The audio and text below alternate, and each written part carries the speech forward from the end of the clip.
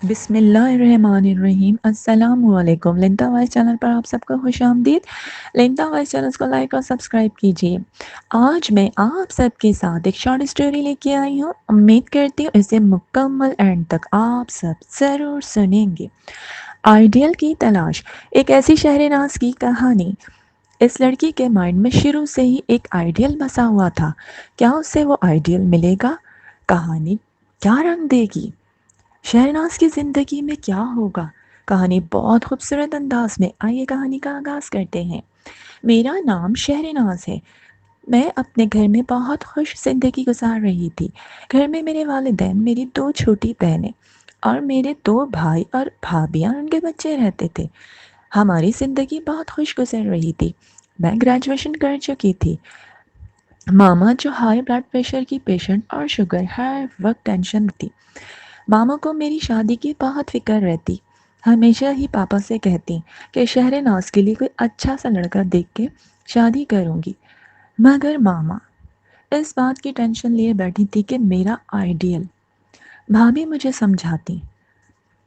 ایک دن ماما نے مجھے بہت ڈانٹا، شہرناز تم پاگل ہو چکی ہو، کوئی آئیڈیل نہیں ہوتا ہے، ایک جیتا جاگتا انسان ہی انسان ہوتا ہے۔ آج تک آئیڈیل کسی کو نہ ملا، اور ملا ہوگا تو بہت کم لوگ ہیں جو کامیاب ہوئے ہوں گے۔ ماما، میں نے آپ سے زندگی میں کچھ نہیں مانگا، میری ایک خواہش ہے، اسے پلیز پورا کر دیں۔ میں ویٹ کر رہی ہوں، مجھے اللہ پر بہت یقین ہے۔ یہ لڑکی پاگل ہو گئی ہے۔ اور وہ بھابھی سے کہتی کہ اسے سمجھاؤ۔ ایک دن بڑی بھابھی آئیں اور کہنے لگی، شہرناز، ماما کی طبیعت اب صحیح نہیں رہتی، دیکھو آئیڈیل نہیں ہوتے ہیں، انشاءاللہ تمہیں بہت اچھا سا رشتہ ملے گا اور تم دیکھنا تم اپنی زندگی میں بہت خوش ہوگی۔ آئیڈیل کی تلاش چھوڑ دو شہرناز، ماما کی طبیعت اب صحیح نہیں رہتی۔ نہیں بھابھی، میرا آئیڈیل آپ کو پتہ ہے مجھے ملے گا، اس کی پرسنالٹی میں آپ کو بتا چکی ہوں، اسے تو پوری دنیا دیکھے گی۔ میری تمام فرینڈز مجھ سے کہتی ہیں کوئی آئیڈیل نہیں ہوتا، مگر میں انہیں دکھاؤں گی، کیونکہ میں نے شرط لگائی ہے۔ شہرناز، شرط کی کوئی حیثیت نہیں ہوتی، شرطیں نہ لگاؤ، اللہ سب سے بڑا ہے، انہوں نے تمہارے نصیب میں ضرور کچھ اچھا لکھا ہوگا۔ بھابھی پلیز آپ ماما کو سمجھائیں، میرا آئیڈیل میں جانتی ہوں، اس کی پرسنالٹی وہ کیا ہے، میرے دماغ میں شروع سے ہی وہ بسا ہوا ہے۔ شہناز، تم ابھی سمجھ نہیں رہی ہو بات کو، تم ماما کا خیال کرو، بہت ٹینشن میں۔ چلے میں اتنا کرتی ہوں بھابھی کہ آپ ایسا کریں نا، جو آنٹی آتی ہیں نا، ماما ان سے ڈسکس کرتی ہیں، پکسز وغیرہ بھی وہ لاتی ہیں، تو ایسا کریں نا آپ کہ میری پکسز تو آپ نے شیئر کی ہوں گی، ٹھیک ہے، اب آپ مجھے پکچرز دکھاتی جائیں۔ جس دن مجھے میرا آئیڈیل اس پکچرز میں نظر آیا، میں شادی کے لیے ہاں کر دوں گی۔ Thanks God. چلو تم نے اتنا تو کہا، ماما تو بہت زیادہ پرابلم میں اور ٹینشن لیتی ہیں، وہ تمہیں تو پتہ ہے، اب ذرا میں انہیں یہ نیوز بتاؤں گی تو کول ڈاؤن ہو جائیں گی، تمہیں تو پتہ ہے وہ ہائپر ہو جاتی ہیں۔ میری پیاری بھابھی، میرے لیے اتنا تو کر سکتی ہے نا، 200 تک تو پکچرز لائیں۔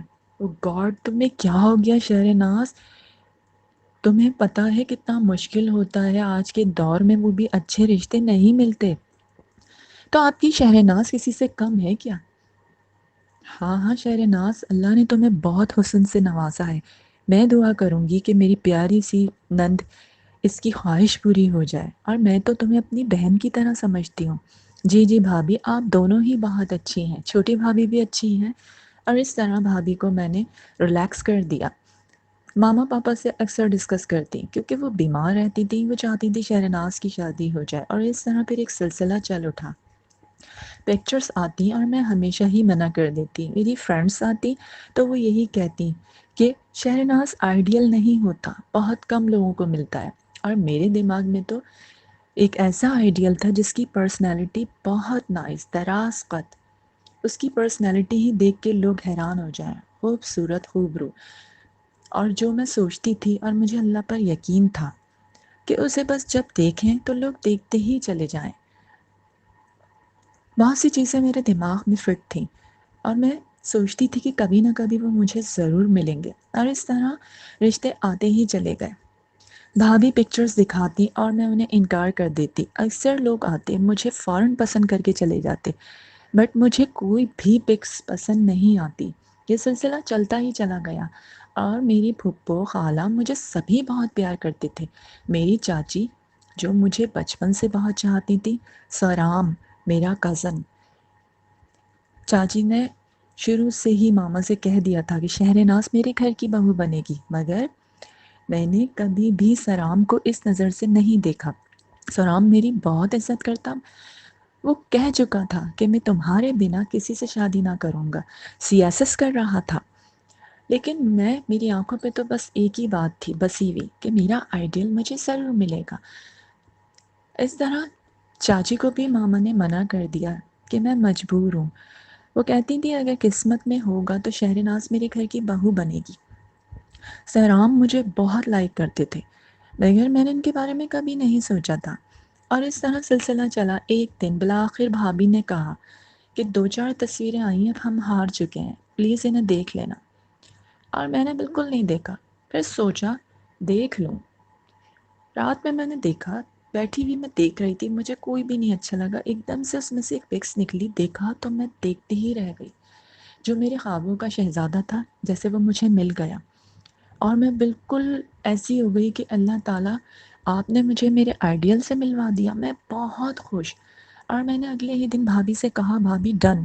بھابھی نے سکون کا سانس لیا، ماما کو بتایا، چھوٹی بھابھی کو پتہ چلا، سب بہت خوش ہوئے۔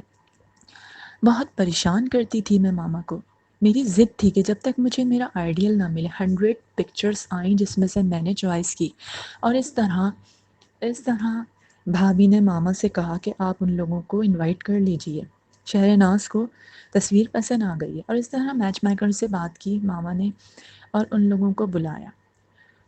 وہ لوگ مجھے دیکھ کر پسند کر کے چلے گئے، اور ان کا نام احتشام۔ ان لوگوں نے مجھے اتنا پسند کیا اور کہا کہ ہم شادی بہت جلدی کریں گے، آپ اگر چاہتے ہیں تو آپ لوگ انویسٹیگیشن کروا لیں۔ اور اس طرح ماما بھی مطمئن ہوئیں۔ ماما نے بھی بہت خوش ہونے کے بعد کہا چلو، اتنا تو ہوا کہ شہرناز نے رشتے کے لیے ہاں کر دی۔ اور پھر ان لوگوں کا آنا جانا شروع ہوا، اور وقت گزرتا ہی چلا گیا۔ میرا رشتہ طے ہو گیا، تقریباً 5 مہینے کے بعد میری رخصتی کر دی گئی۔ بڑی دھوم دھام سے شادی ہوئی۔ ماما بھی ریلیکس تھیں، گھر والے بھی بہت سکون میں تھی۔ میری فرینڈس جو بہت، جن سے میں نے شرط لگائی تھی اور کہا کہ وہ شرط تو اب میں جیت چکی ہوں، ہاں ہاں بھائی شہرناز تمہاری کیا بات ہے، کیا پرسنالٹی ہے احتشام بھائی کی، دنگ رہ گئی تھی دیکھ کے۔ بہت اچھی پوسٹ پر احتشام جاب کرتے تھے، بہت اچھا میرا سسرال، بہت اچھے احتشام کے پیرنٹس، اور ان کی بہنیں، 2 بہنیں جو مجھے بہت بہت بہت محبت کر کے پیار سے بات کرتی تھی۔ میرا گھر بہت اچھا، میں بہت خوش تھی، جاتی ماما کے پاس تو ماما بھی دیکھ کے پاپا خوش ہوتے۔ اور اس طرح احتشام میرا آئیڈیل مجھے مل گیا۔ گھر والے بہت اچھے، بہت سافٹ، کول ڈاؤن، میری ساس بہت اچھی، سب بہت اچھے۔ شادی کو 2.5 ماہ گزرے کہ احتشام کا غصہ میں نے پہلی دفعہ سنا تو مجھے یقین نہ آیا۔ وہ اتنی زور سے چلا رہے تھے، بات بات پر غصہ کرنے لگے۔ تو ایک دن میں نے کہا احتشام آپ اس طرح کیوں بات کرتے ہیں، آپ مجھ سے ہر وقت غصے میں بات کرتے ہیں۔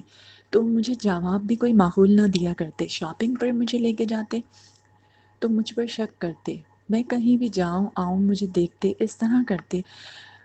میری لائف ڈسٹرب ہونے لگی تھی۔ احتشام جو تھے بہت غصہ کرنے والے، بات بات پر چڑچڑا پن، میرا دل ٹوٹ گیا۔ ایک دن نیبر آئیں، ماما سے ان کی بہت اچھی فرینڈ شپ تھی۔ ماما آرام کر رہی تھی تو میں نے دروازہ کھولا، اور اس دن اتفاق سے میری نندیں بھی گئی ہوئی تھیں، وہ اپنی خالہ کے یہاں ملنے گئی ہوئی تھی۔ جب میں نے دروازہ کھولا، آنٹی آئیں، ان سے میں نے اچھے سے سلام دعا کی، بٹھایا، بات کر رہی تھی کہ میں ماما کو ابھی اٹھا دیتی ہوں۔ انہوں نے کہا ابھی تکلیف نہ دو انہیں، بیٹھی رہیں۔ اور اس کے بعد پھر انہوں نے بتایا کہ بیٹا میں تمہاری کوئی دشمن نہیں ہوں، مگر میں تمہیں انفارم کرنا چاہتی ہوں، کیا ان لوگوں نے تمہیں احتشام کے بارے میں نہیں بتایا؟ نہیں آنٹی، دیکھو بیٹا، ہمارے بہت اچھے فیملی ڈرامے اس گھر میں، لیکن میرا فرض بنتا ہے کہ میں تمہیں بتاؤں، کیونکہ بیٹا احتشام کی آوازیں تو سبھی جانتے ہیں، چیخ و پکار کی آتی ہیں۔ آنٹی آپ یہ کیا کہہ رہی ہیں؟ بیٹا یہ ایک نفسیاتی ہے، کیونکہ احتشام ایک لڑکی کو لائک کرتا تھا، اس نے اسے دھوکہ دیا اور کہیں اور شادی کر لی۔ اس کے بعد سے میری دوست بہت پریشان رہنے لگی۔ احتشام کی ماما میری بہت اچھی دوست ہے، بہت بہت فکر کرتی رہی اس کا گھر بسانے کے لیے۔ احتشام بہت زیادہ ڈسٹرب رہنے لگا تھا، اور اب تو اس کا یہ عالم ہے کہ اس کو دورے پڑتے ہیں۔ آنٹی آپ یہ سچ کہہ رہی ہیں بیٹا، تمہیں خود پتہ چل جائے گا۔ میرا نام نہ لینا، میں نہیں چاہتی کہ تمہاری بھی زندگی برباد ہو۔ جب تم خود دیکھ لو گی نا تو تمہیں میری بات کا یقین آ جائے گا۔ اور اس طرح میں خاموش ہو گئی اور میں نے کچھ نہ کہا، اور میں نے کہا میں ماما کو اٹھاتی ہوں۔ تھوڑی دیر کے بعد میں نے ماما کو جگایا اور وہ آئی، انہوں نے کہا کہ بیٹا اس سے کہہ دو رشیدہ سے کہ وہ ریفریشمنٹ اور ذرا ٹی کا انتظام کر دے۔ تو جی ممی میں ابھی بول دیتی ہوں، اور اس طرح میں اپنے روم میں چلی گئی، آنسو جاری۔ میں اتنا رو رہی تھی، مجھے کچھ سمجھ نہیں آ رہا تھا کہ آنٹی نے کیا یہ سچ کہا ہے یا جھوٹ کہا ہے۔ اس بات کو میں بالکل پی گئی اور برداشت کر کے رہ رہی تھی۔ اب تو یہ عالم تھا، بات بات پہ احتشام مجھ سے غصہ کرتے، کبھی مجھے غصے میں دھکا دیتے۔ میں کہتی یہ کیا ہے یہ سب، میں تو آپ سے بہت محبت کرتی ہوں، آپ تو میرا آئیڈیل تھے۔ Ideal what? یہ آئیڈیل میری نظر میں کچھ نہیں ہے، میری بھی تو ایک آئیڈیل تھی نا، میری بھی ایک پسند تھی جو مجھے دھوکہ دے گئی۔ میں نفرت کرتا ہوں عورتوں سے، مجھے نفرت ہے، یہ تو ماما نے زبردستی میری شادی کروا دی۔ آپ کسی کو پسند کرتے تھے؟